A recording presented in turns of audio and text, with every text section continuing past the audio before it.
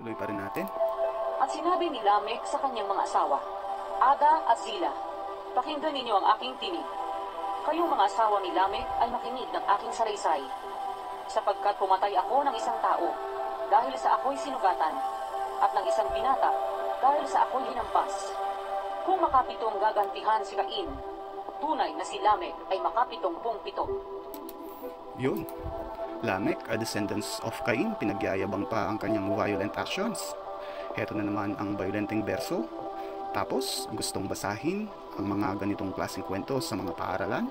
Kung tutusin, minimal pa lamang ito, pagbabasihan ang ilang berso pagdating sa karahasan.